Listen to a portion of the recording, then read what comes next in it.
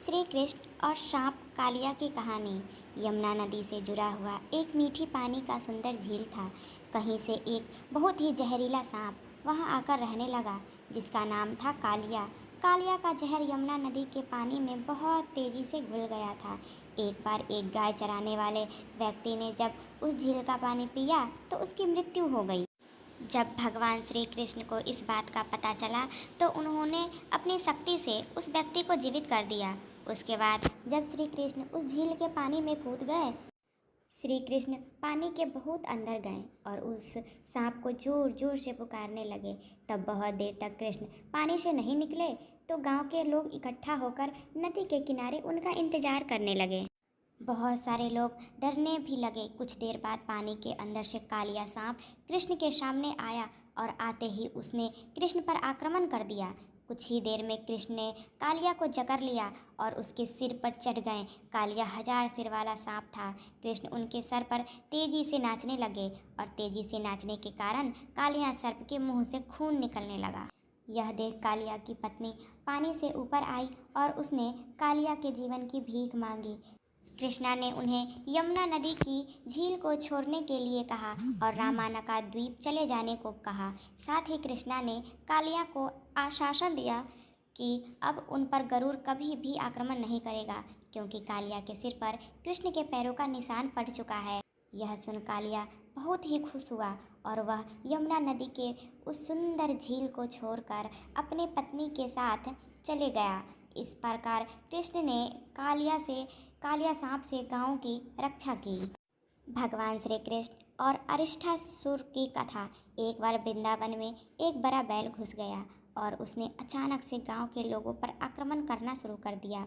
उस बैल ने कई लोगों के घर को तोड़ दिया, जिसके कारण कई लोगों को चोट भी लगी। जब कृष्णा को इस बात का पता चला तो वह तुरंत उन बैलों के पास पहुंचे। श्री कृष्ण ने देखते ही पता लगा लिया कि वह बैल एक असुर है। उस असुर का नाम था अरिष्ठासुर।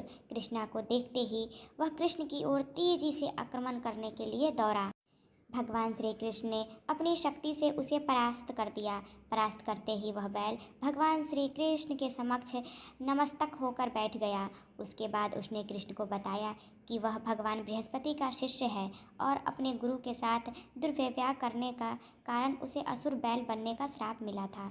इस प्रकार कृष्ण ने वज्र के लोगों को अरिष्टासुर से बचाया। नेक्स्ट कहानी माखन चोर श्री भगवान कृष्ण की कहानी। आप जानते होंगे कि भगवान श्री कृष्ण को माखन खाना कितना पसंद था। कृष्ण के माखन चोरी करने के कारण उनकी माँ के साथ साथ वृंदावन के सभी लोग कृष्ण के माखन चोरी के कारण तंग रहते थे। भगवान श्री कृष्ण माता यशोदा माखन की मटकी को छत के ऊपर भाग में लटका कर रखती थी, जिससे कि कृष्ण वहाँ तक ना पहुँच पाए और माखन की चोरी करके ना खा पाए। एक बार कुछ जरूरी काम से यशोदा माँ घर छोड़कर चली गई। उस समय कृष्ण अपने सभी मित्रों को लेकर वहाँ आए।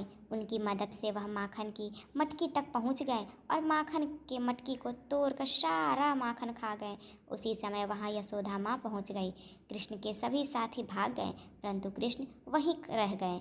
उसके बाद कृष्ण को यशोदा माँ से अच्छी डांट पड़ी।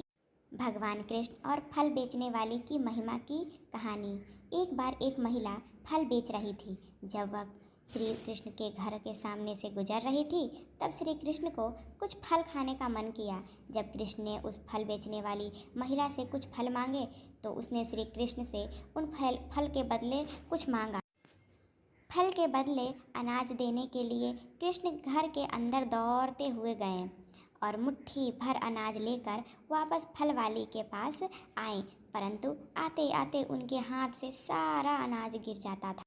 कृष्ण बार बार घर के अंदर जाते और कुछ अनाज अपने हाथ में लेने की कोशिश करते, परंतु सारा अनाज नीचे गिर जाता। यह देखकर वह फल वाली बहुत प्रसन्न हुई और उसने कृष्ण को सारे फल दे दिए। कृष्ण अंदर अंदर उस फलवाली से बहुत प्रसन्न हुए। जब वह फलवाली अपना खाली टोकरा लेकर वहाँ से चली गई और अपने घर पहुँची तो उसने देखा कि उसकी टोकरी सोने और जवाहरातों से भरी हुई है। कृष्ण को गोविंद क्यों कहा जाता है? एक दिन भगवान श्री कृष्ण के पास एक कामधेनु नामक गाय स्वर्ग में पहुंची। उस गाय ने कृष्ण को बताया कि वह देवलोक से उनका अभिषेक करने आई है, क्योंकि कृष्ण पृथ्वी पर गायों की रक्षा कर रहे हैं। उस गायों ने कृष्ण को पवित्र जल से नहलाया और उनका दिल से शुक्रिया अदा किया। उसी समय भगवान इंद्र अपने ऐरावत हाथी पर विराजमान होकर वहां प्रस्तुत हुए और उन्होंने श्री कृष्ण की आशीर्वाद दिया और कहा कि आपके इन पुण्य कार्यों के लिए पूरे विश्व के लोग आपको गोविंद नाम से जानेंगे। कृष्ण और पूतना असुर की कहानी। कृष्ण के मामा कंस का वध भगवान श्री कृष्ण हाथों ही लिखा था। यह जानने के बाद बार बार कंस अलग अलग असुरों को कृष्ण का वध करने के लिए भेजता करता था। एक बार कंस ने एक पूतना नाम की राक्षसनी को भेजा। पूतना वृंदावन पहुंची और उसने एक सुंदर महिला का भेष बदलकर कृष्ण के घर ढूंढना शुरू कर दी। उस समय कृष्ण बहुत छोटे थे।